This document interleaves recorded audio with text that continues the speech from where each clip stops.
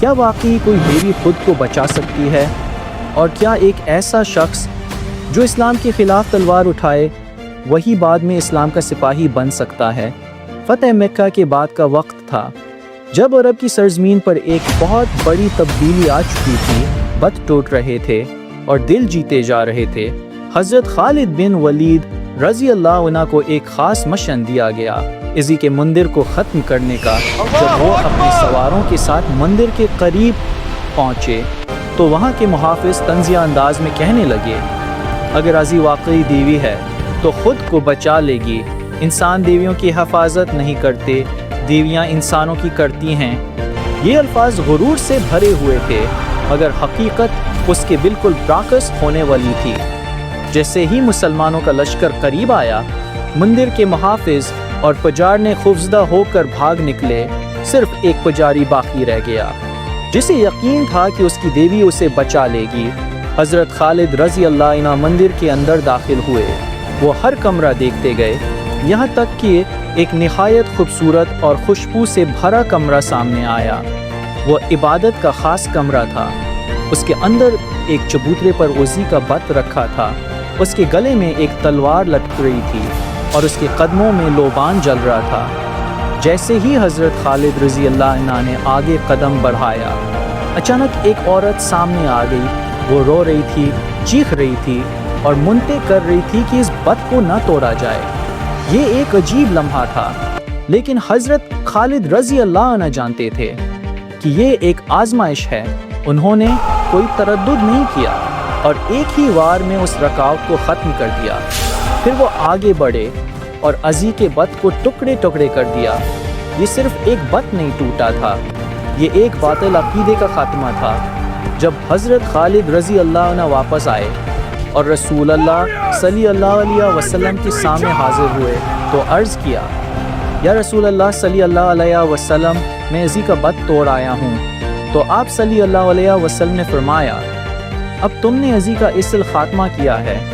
یہ وہ لمحہ تھا جب عرب کے ایک بڑے شرقیہ مرکز کا ہمیشہ کے لیے خاتمہ ہو گیا۔ دوسری طرف ایک اور کہانی جنم لے رہی تھی۔ اکرمہ رضی اللہ عنہ جو قریش کے بہادر سالار تھے، اسلام کے سخت مخالف اور مسلمانوں کے خلاف جنگ کر چکے تھے۔ انہیں یقین تھا کہ اب ان کے لیے معافی نہیں۔ خوف اور پچھتاوے میں وہ مکہ چھوڑ کر یمن کی طرف روانہ ہو گئے، لیکن ان کی بیوی نے ایک ایسا قدم اٹھایا جس نے تاریخ بدل دی۔ وہ رسول اللہ صلی اللہ علیہ وسلم کے پاس گئیں۔ دل میں خوف تھا کہ شاید انہیں قیدی بنا لیا جائے، مگر جیسے ہی وہ حضور صلی اللہ علیہ وسلم کے سامنے پہنچے تو انہوں نے کچھ اور ہی دیکھا، نرمی، رحمت اور عزت۔ انہوں نے عرض کیا، یا رسول اللہ صلی اللہ علیہ وسلم، میرے شوہر کو معاف کر دیں، میرے بچوں کو یتیم نہ کریں۔ اور پھر وہ الفاظ آئے جو رہتی دنیا تک یاد رکھے جائیں گے، میں نے اکرمہ کو معاف کیا۔ یہ صرف ایک معافی نہیں تھی، یہ اسلام کی عظمت کا اعلان تھا۔ اسی لمحے اکرمہ رضی اللہ عنہ کی بیوی نے اسلام قبول کر لیا۔ کچھ دن بعد وہ اپنے شوہر کو واپس لے آئیں۔ اکرمہ رضی اللہ عنہ دل میں خوف لیے رسول اللہ صلی اللہ علیہ وسلم کے سامنے حاضر ہوئے۔ انہوں نے اپنے گناہوں کی معافی مانگی اور پھر اسلام قبول کر لیا۔ وہی اکرمہ جو کل دشمن تھے آج اسلام کے سپاہی بن چکے تھے۔ یہی نہیں، صفوان بھی واپس آئے اور انہوں نے بھی اسلام قبول کر لیا۔ یہ وہ وقت تھا جب دل بدل رہے تھے اور دشمن دوست بن رہے تھے۔